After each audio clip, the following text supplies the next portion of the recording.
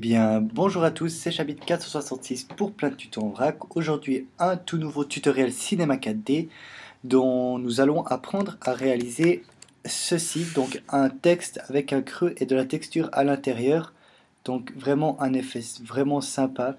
Et je sais pas, j'ai cherché des tutoriels et je n'ai pas vu. Donc j'ai décidé d'en faire un tutoriel, c'est vraiment très simple et franchement ça donne un rendu plus que très joli je dirais. Si vous avez besoin d'un fond d'écran personnalisé, sérieusement ce sera parfait. Donc on va commencer tout de suite, donc je vais créer un nouveau projet. Donc pour commencer nous allons créer notre texte, donc mot graphe, mot texte. Donc dans la catégorie objet, donc dans l'onglet objet de mot texte, on vient taper notre texte, donc je vais l'appeler cinéma 4D, voilà. Donc bien sûr après vous pouvez choisir votre police. Pour ma part une police que j'utilise très souvent qui s'appelle Advart Bold, donc qui est vraiment simple et très sympa. Donc voilà. Donc ensuite ce qu'on va faire c'est que je vais un petit peu augmenter la profondeur de 50. Et je vais venir dans couvercle, dans l'onglet couvercle. Donc le début, je vais mettre 100, 100 couvercles. Et la fin, je vais mettre couvercle et biseau. Ensuite, on va descendre et venir dans trou vers l'intérieur, et non pas coque vers l'intérieur, donc trou vers l'intérieur. Dès que ça c'est fait, on vient sélectionner notre mot texte, on fait commande C, commande V pour pouvoir le dupliquer. Sur le deuxième, ce que nous allons changer, c'est les couvercles. Donc dans le début, on va mettre seulement biseau uniquement. Et la fin, pareil, biseau uniquement. Et venir changer dans les trous vers l'intérieur, on va décocher et mettre coque vers l'intérieur. Donc voilà. Donc on voit déjà qu'on a notre creux qui s'est fait à l'intérieur de notre texte avec de magnifiques biseaux. Donc maintenant, tout ce qu'il va falloir faire, c'est importer une texture. Donc pour cela, on vient dans le panneau de création de matériaux. Donc double-clic dans le panel. On double-clic sur notre boule. Dans couleur, bien sélectionner couleur et non pas un autre attribut, donc couleur. Dans texture, on va venir cliquer sur les trois petits points et venir chercher notre texture. Bon, pour ma part, c'est celle-ci. On fait ouvrir. Là, il vous demande si le chemin d'accès, vous souhaitez l'enregistrer au même endroit que votre projet. Donc, pour ma part, non, vu que je ne vais pas l'enregistrer, je ne vais pas enregistrer le projet, donc je fais non. Donc, voilà. Donc, dès que le matériau est prêt, on vient le glisser sur notre mot texte, le premier qu'on a fait. Voilà. Et là, comme on peut le voir, la texture ne s'est pas appliquée vraiment comme on le souhaiterait. On ne voit pas vraiment la texture. Donc, vous cliquez sur la texture. Et dans les propriétés de la texture, vous avez type de projection. Donc là, on est en UVW. Donc, c'est à vous de voir. Il y a un effet qui est sympa, c'est frontal. Frontal, en fait, si on se déplace avec la caméra, notre texture restera fixe. Donc, c'est un effet sympa. C'est pas celui-ci que j'ai utilisé, mais c'est vraiment sympa. Donc celui que j'ai utilisé, c'est planaire. Voilà, planaire, vraiment la texture est vraiment à l'intérieur. Vraiment super cool.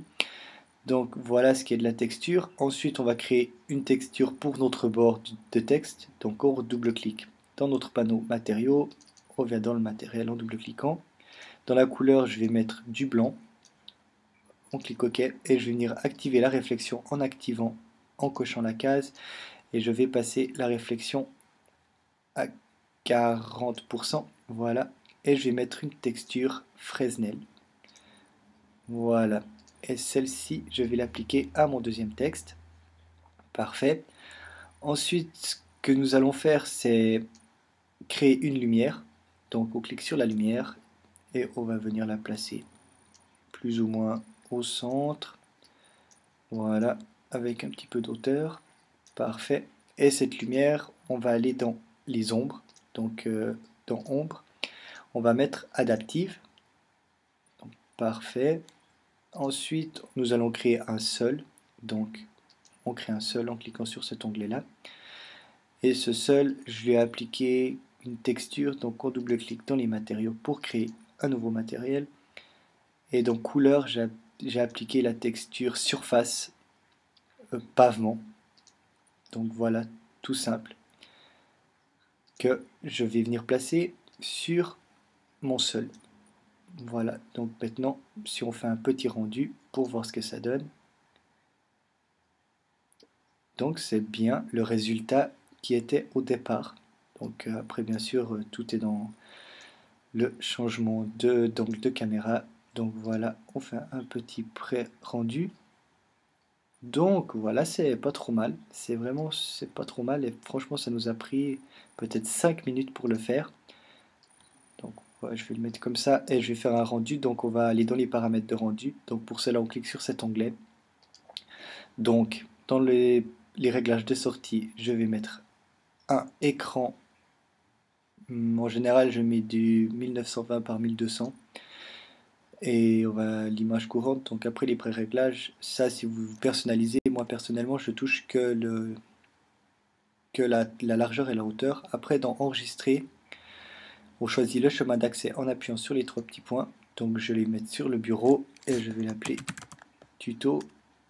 Voilà, je fais enregistrer. Donc au format. Donc si vous voulez que ça pèse pas trop lourd, mettez du JPEG, ça sera pas trop lourd. Et ensuite c'est tout bon. Et on peut ajouter un effet en cliquant sur effet, illumination globale. Le rendu sera un petit peu plus long, mais sera beaucoup mieux. Donc dès que ça c'est fait, que les réglages sont faits, que le chemin d'accès est enregistré, vous avez juste à cliquer sur l'onglet central, donc rendu dans le visualisateur, qui permet d'enregistrer le rendu dans un nouveau fichier. Donc on clique, on laisse faire le rendu. Donc ça c'est l'illumination globale, ça prend un petit peu plus de temps. Mais croyez-moi, le rendu est vraiment très très bien. Donc je vais lui laisser faire la fin du rendu.